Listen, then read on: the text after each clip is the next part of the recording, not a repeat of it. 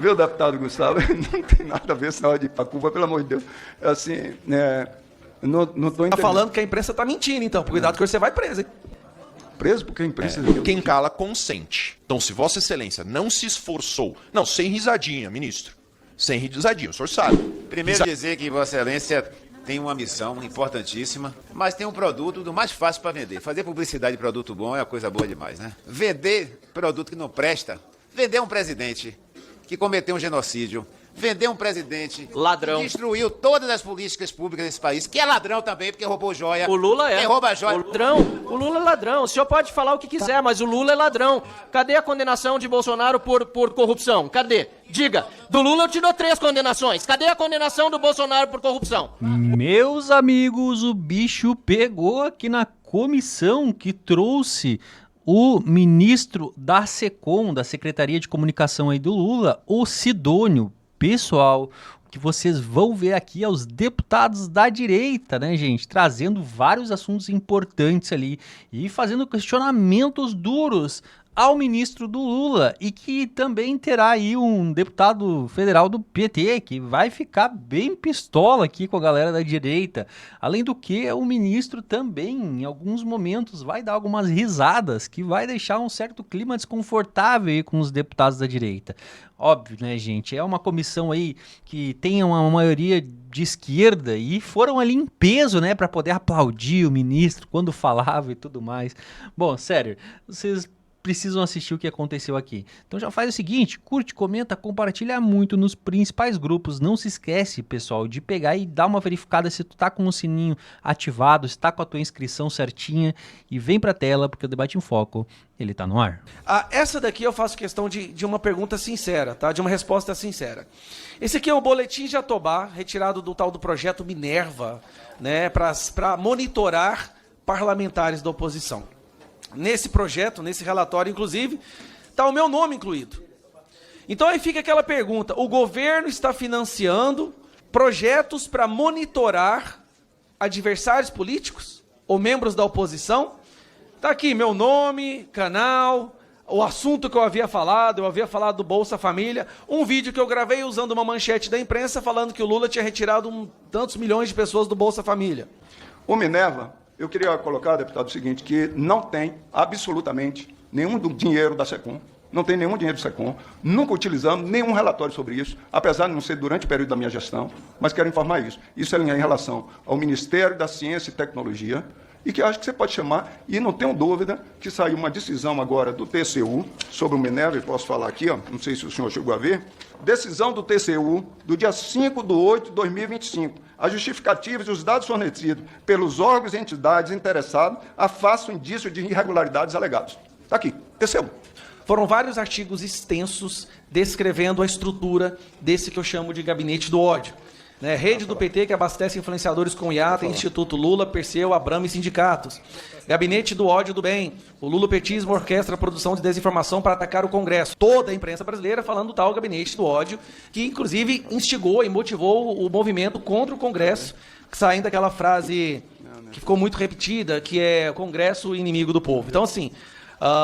e mais uma vez, Estadão, rede anti-fake news articulada pela SECOM e para Cuba, ministro. Eu queria entender, agora é sério, abro aspas aqui. Eu queria entender por que tem que ir para Cuba para falar sobre, para lutar contra fake news, se Cuba, o que eles fazem lá é matar quem fala o que eles não gostam. Viu, deputado Gustavo? Não tem nada a ver esse negócio de ir para Cuba, pelo amor de Deus. Assim, não estou entendendo. Tá falando que a imprensa tá mentindo, então. Cuidado que você vai preso, hein? Preso porque a imprensa que vai mentindo. Eu estou falando o seguinte, não existe isso. Simplesmente o que eu quero te dizer é o seguinte, não vou nem gastar o tempo de tantas perguntas sobre isso. Eu vou até gastar um tempo mais, porque esse negócio de ir para Cuba para buscar isso chega a ser engraçado. A única coisa que eu posso fazer é sorrir sobre isso, dessa afirmação, essa preocupação. Se você quiser, depois eu posso até procurar saber, pegar mais informações sobre isso. A outra coisa que eu queria ver com você é sobre esse negócio de gabinete do ódio. Eu acho que, inclusive, poderia ser até mais criativo, né? Porque, pelo que eu sei, utilizar o gabinete do ódio do governo anterior. Então, usar a mesma coisa, por que isso? Então, não existe qualquer coisa da SECOM falando sobre isso. Eu não entendo por que levanta. Eu poderia até levantar. O gabinete do ódio é que levanta e cria uma coisa como essa. Não tem nenhuma ação sobre isso. O que tem da SECOM, todas as ações da SECOM, é desenvolver e fazer e comunicar melhor as políticas públicas do governo. Então, eu desafio que apresente qualquer coisa da SECOM. Então, em vez de ficar a gente fazendo esse embate, não temos. Aliás, muito pelo contrário, existe um respeito e muito grande por essa casa. O que nós fazemos lá, aliás, nem temos para isso. Porque é tanta coisa que esse governo fez, que eu quero te dizer, deputado, eu queria ter o maior prazer de falar contigo, que é difícil você fazer comunicação. Porque é muita coisa você fazer que chega até a população. Eu nunca vi um governo fazer tanta coisa assim, é impressionante. E topo discutir com você. Mostrei algumas coisas ali, eu acho que a risada do deputado deve ser de felicidade pelas ações do governo. Eu quero até agradecê-lo por isso. Faço coro com ele em relação à sua missão, que é uma missão muito difícil. Estou para te dizer que talvez seja a mais difícil do governo, porque é comunicar positivamente o que não há. Ser Haddad é muito mais fácil do que o seu senhor. Chega lá, aumenta 24 impostos, cria 24 novos impostos, põe a conta para o cidadão pagar e está resolvido em relação ao papel dele. Infelizmente, uma imprensa que é complacente, que não faz as críticas devidas, e aí a gente parte para o meu questionamento aqui, que está relacionado às verbas de publicidade. Queria que o senhor explicasse para a gente, de maneira técnica, como funciona essa distribuição. 2020, TV Globo levou 69 milhões. 2021, Globo, 74 milhões. SBT, 5,8. 2022, já passou para 50% a verba da Globo. 89 milhões. SBT lá embaixo, segundo colocado, né? 6,5 milhões, Record 5,2, Band 3,8. 2023, 142 milhões. A Globo levou 56%, valor correspondente para essa finalidade. SBT lá embaixo, 8. Meu questionamento, ministro, é o detalhamento desses critérios. Nós que acompanhamos, buscando a verdade, e aí eu estou me colocando agora enquanto cidadão, a gente percebe que a Rede Globo se afastou de qualquer compromisso com o jornalismo nesse governo. E tem feito uma participação de SECOM para os senhores. Coincidentemente, é a empresa que mais recebe, e eu até entenderia receber mais se levássemos em conta o critério de audiência. Mas em diversos horários, pelo que me consta nas minhas pesquisas, a Globo já tem perdido em audiência para as outras emissoras. Mas o critério que a SECOM usa fundamentalmente é a audiência, que é um critério definido não só por ela, é pelo TCU e sob o controle do TCU. Vossa Excelência pode pegar até mais informações lá com o TCU. Vamos lá, o senhor disse que o critério utilizado é audiência, certo? Vamos uma conta bem rápida que eu fiz aqui. 2023, Globo 142 milhões, SBT, que é a segunda colocada, 8. Isso corresponde a 17 vezes mais que a Globo tem em relação ao SBT. Que ano foi isso, deputado? 2023, são os dados que eu tenho. Ou seja, fazendo um raciocínio que o critério utilizado é audiência, é como se, na média, a Globo batesse 17 pontos de audiência e o SBT 1. Na média, eu não estou falando de pico. Essa conta não fecha. E nós estamos falando só de duas emissoras, a primeira e a segunda colocada, segundo os critérios que a SECOM utilizou. Então, junta com a sua equipe, refaz essa conta e explica para a gente de maneira técnica e dentro da lógica, porque dentro da explicação que o senhor deu em relação à audiência, a conta não fecha não. Deputado, a primeira coisa é o seguinte, eu assumi em janeiro desse ano, e não foi em 2023, então eu preciso ver esse dado para fazer análise. Sua conta aí, eu não sei se é da área de exatas, eu sou também. Então, não, eu posso fazer a conta sem nenhum problema, mas eu não conhecia esses dados, porque eu não conhecia os dados de 2023. Mas eu quero te dizer o seguinte, eu acho que essa pergunta é interessante para você fazer para o TCU e pedir para o TCU cobrar. E fará isso, e tem meu apoio. Mas, de qualquer forma, eu vou pegar essa informação de 2023 para esclarecer para Vossa Excelência. E acho que o senhor está saindo muito bem, porque tem um problema, que é a realidade do país. Primeiro, eu quero dizer o seguinte, o senhor entra com o ministro sobre um violento ataque ao Brasil. Eu sei que tem agora a nossa marca, governo do Brasil, do lado do povo brasileiro, mas eu devo dizer que na história do Brasil nunca existiu um agrupamento político tão antinacional como esse grupo bolsonarista, que ataca o país. Então eu acho que essa marca, governo do Brasil, ao lado do povo brasileiro, é pertinente. Se a gente for olhar para a história, nem os integralistas de Plínio Salgado, na década de 30, tinham coragem de erguer a bandeira norte-americana. Como eles fazem? Eles defendem abertamente aqui sanções contra ministros. Não pode haver um julgamento independente do Supremo. Lei Magnífica. O filho do presidente da República tem orgulho de dizer que participou de reuniões com autoridades norte-americanas para discutir tarifas aqui no país.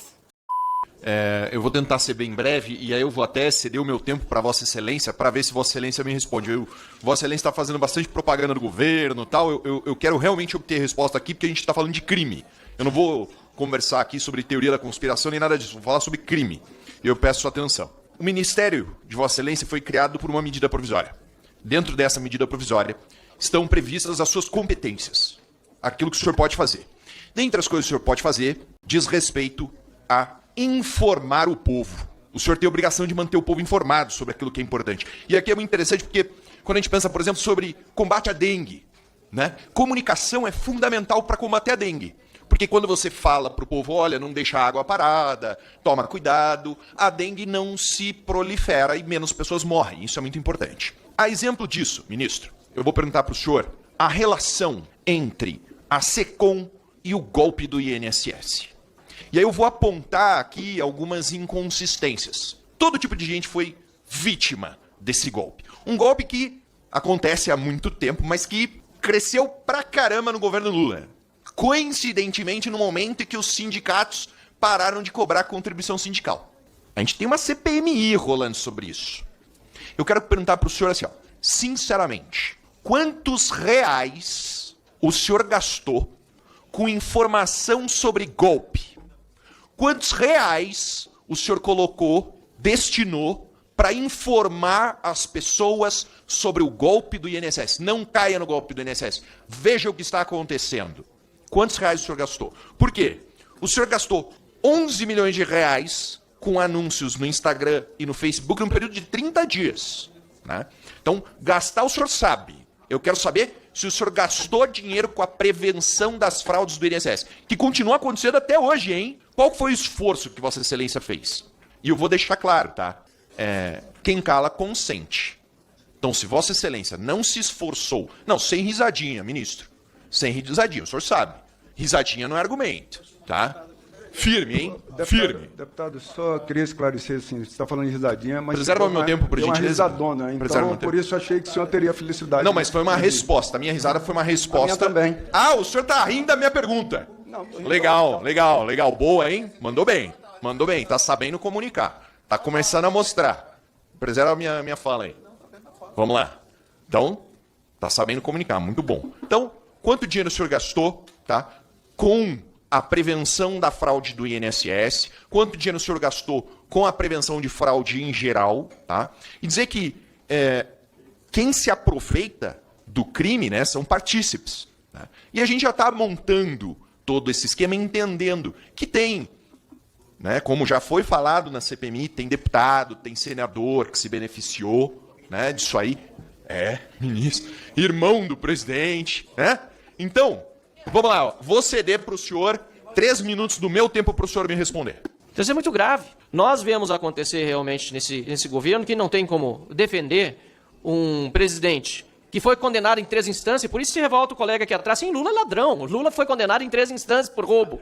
É ladrão, Lula é ladrão. O Lula é ladrão. O senhor pode falar o que quiser, mas o Lula é ladrão.